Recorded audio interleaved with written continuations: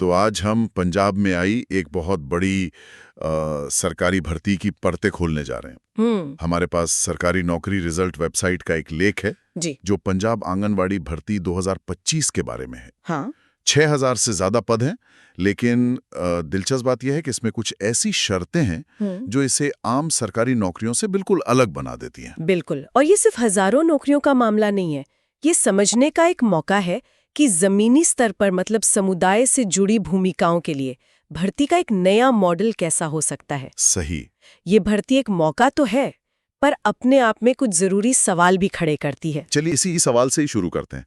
लेख बताता है कि कुल 6110 पद हैं। इसमें 1316 आंगनवाड़ी वर्कर जी। और बाकी 4794 आंगनवाड़ी हेल्पर। और ये सिर्फ महिलाओं उम्मीदवारों के लिए है। हाँ, ये तो साफ है, लेकिन जो बात मुझे सबसे ज्यादा कह सकते हैं चौंका रही है वो है इसका चयन का तरीका।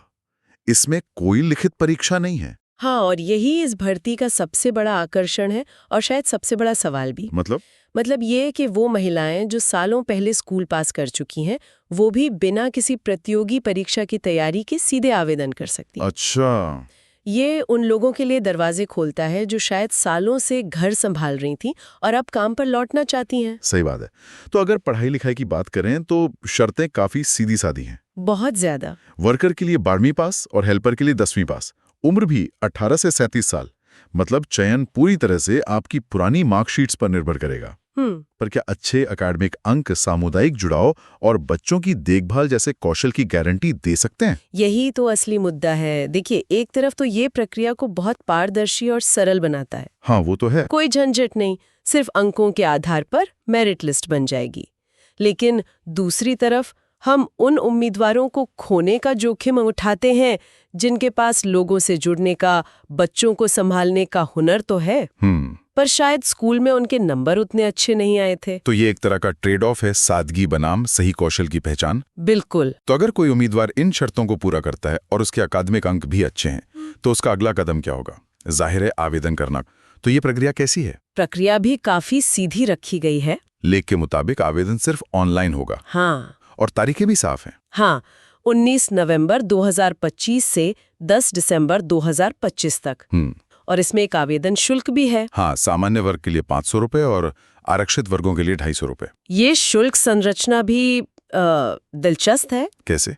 हो सकता है ये बड़ी संख्या में जो गैर गंभीर आवेदक होते हैं उनको फिल्टर करने का एक तरीका हो। अच्छा, ये भी एक एंगल। लेकिन हमें ये भी सोचना होगा कि ये उन आर्थिक रूप से कमजोर उम्मीदवारों के लिए एक बाधा भी बन सकता है जो किसी आरक्षित श्रेणी में नहीं आते। मतलब हर छोटे फैसले के पीछे एक सामाजिक प्रभाव छिपा होता है। बिल्कुल। अब आते हैं सबसे जरूरी बात पर, पैसे कितने मिलेंगे? यहाँ इसे औपचारिक रूप से वेतन नहीं बल्कि मानदेय या ऑनरेरियम कहा जा रहा है। इसका क्या मतलब है? देखिए, मानदेय का मतलब ही ये है कि ये एक निश्चित सेवा के लिए दी जाने वाली सम्मान राशि है, ना कि एक full time salary. Okay. Worker के लिए ये 4500 रुपए प्रति माह है और हेल्पर के लिए 2250 रुपए प्रति माह। ये रकम तो काफी कम लग रही है। हाँ, अगर हम शहर के हिसाब से देखें तो शायद कम लगे, लेकिन हमें इसका संदर्भ समझना होगा। कैसा संदर्भ? ग्रामीण पंजाब में जहां रोजगार के अवसर सीमित हो सकते हैं, ये एक परिवार के लिए एक महत्वपूर्ण और स्थिर आय का जरिया बन सकता है ना। सही बात है। खासकर जब कोई और विकल्प ना हो। इसके अलावा स्रोत में एक माइक्रो मानदेय का भी जिक्र है। माइक्रो मानदेय वो क्या है? मतलब जो सामुदायिक कार्यक्रम होते हैं उनके लिए वर्कर को प्रति इवेंट 500 रुपए और हेल्पर को 250 रुपए अतिरिक्त मिल सकते हैं। तो एक तरह से अतिरिक्त आय का भी जरिया है। बिल्कुल, ये छोटी छोटी आय मिलकर एक बड़ा सहारा बन सकती है। तो कुल मिलाकर देखें तो ये पंजाब की महिलाओं के लिए एक सीधा साधा मेरिट पर आधारित मौका है। हाँ। कोई परीक्षा नहीं, सीधी भर्ती, लेकिन ये अपने पीछे कई बड़े सवाल छोड़ जाता है। सही कहा, और यही इस पूरी चर्चा का निचोड़ है। ये भर्ती हमें सोचने पर मजबूर करती है। जब हम आंगनवाड़ी कार्यकर्ता जैसी भूमिकाओं के लिए किसी को चुन रहे हैं जिनका काम सीधे तौर पर बच्चों के स्वास्थ्य और समुदाय के भविष्य से जुड़ा है, बिल्कुल, तो किसी की क्षमता को मापने का सबसे अच्छा तरीका क्या है? क्या अकादमिक अंक ही सब कुछ है, या फिर सहानुभूति, संवाद कौशल और धैर्य जैसे गुण ज्यादा मायने रखते हैं? और अगर ऐसा है तो भविष्य में कोई भर्ती प्रणाली इन गुणों का मूल्यांकन कैसे कर सकती है? ये सवाल सिर्फ इस एक भर्ती का नहीं, बल्कि हमारे पूरे सिस्टम के लिए है।